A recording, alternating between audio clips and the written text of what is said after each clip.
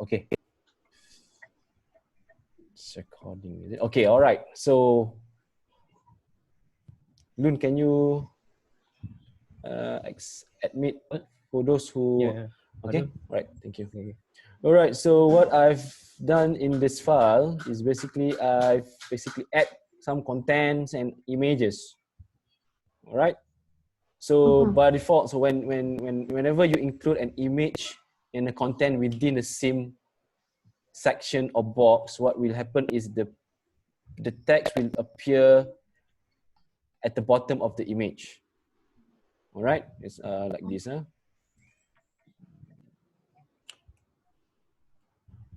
So by default, if you add an image and also a content within the same box, what will happen is the text and the image, so the image will appear underneath the picture, the image. So if you want to have the image or the text wrap around the image, what you can do is you can apply float on the image.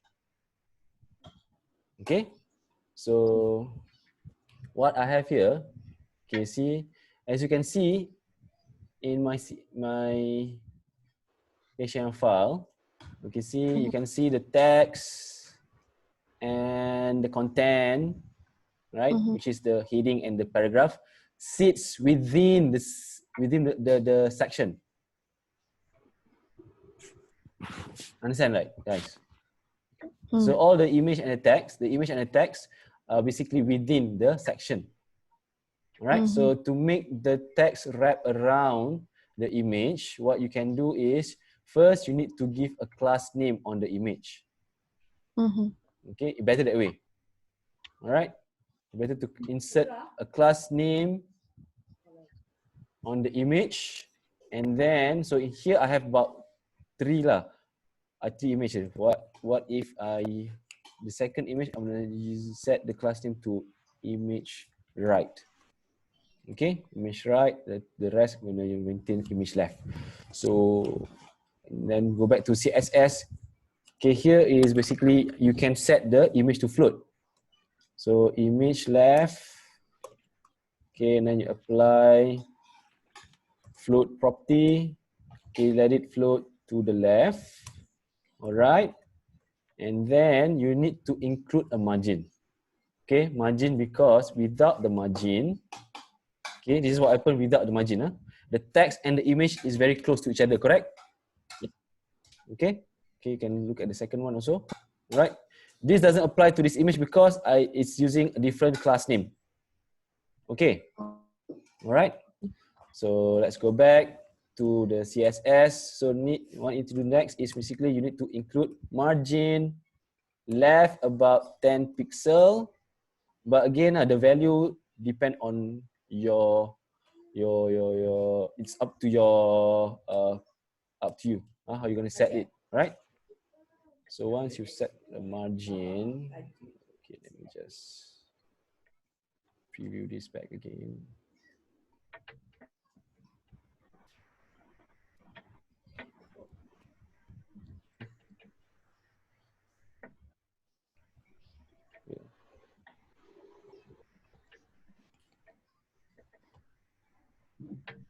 Margin left 10 pixel, correct? Sorry, not margin right, left, margin right. Margin right. Okay, all right, there you go. So now if you include a margin on the image, you will have a space in between. Probably 10 pixels is not enough. What you can do, you can increase the value to 20 pixel. So you can have more space, all right? What happened to this file?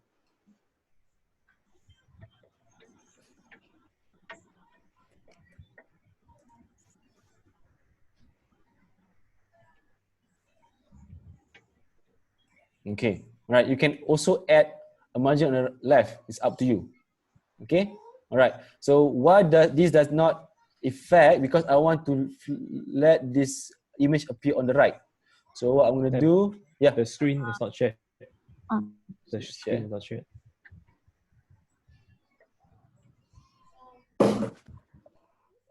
Can you see the layout now? Yeah.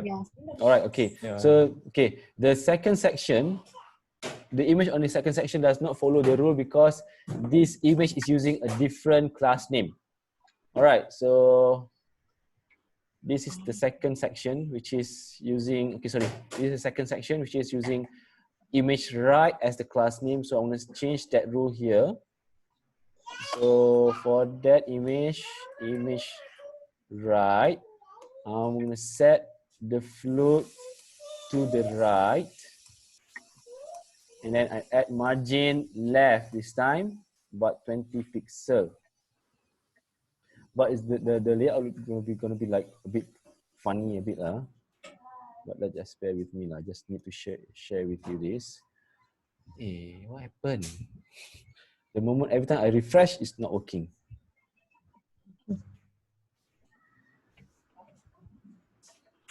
Okay, so this is float left.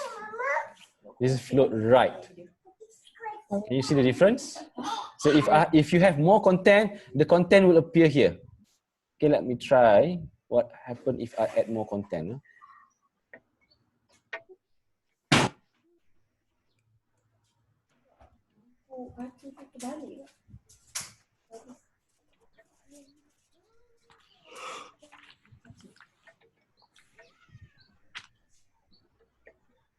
There you go. Okay, if I have more content, the content will appear underneath the image because this is floating. All right, understand, guys? Understand. All right, so you can do that as well later in your exercise. Okay, another example here. All right, so you can apply float left to your image, float left or float right to your image. If you want the text to wrap the image like this. Okay, another example, another thing that I need to show you is basically how to link within the page. All right, so what you can do is, first thing you need to do is you need to include an ID name on all the section. Okay, you need to include an ID name and ID attributes into all the sections. The moment I have one section here, which is here, another one is here, and another one is here. All right. So once you include the ID attribute into the main section, right? The next thing you need to do is you need to include the link here. So this is going to be my navigation, all right? So select the text. In this case, it's home, right? In the property, okay, in the property, you can type hatch home, okay, for section 1, okay. The link is hash section 1, and for the last section, which is section 2, okay, select the word. Okay, in the link property, type hash section 2. All right, this name here, the link name here must be the same as the ID name that you set earlier. Okay, all right, so this is what happened.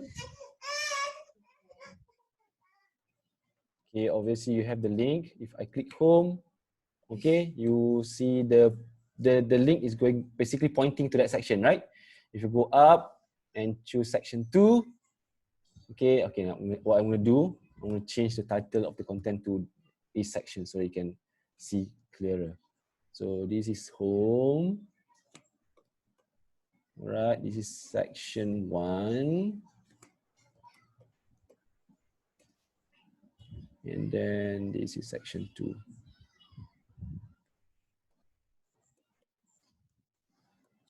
Okay. If I refresh. Boom. Section 1. Section 2. That's how you do it. Okay. Any question? I'm going to stop recording.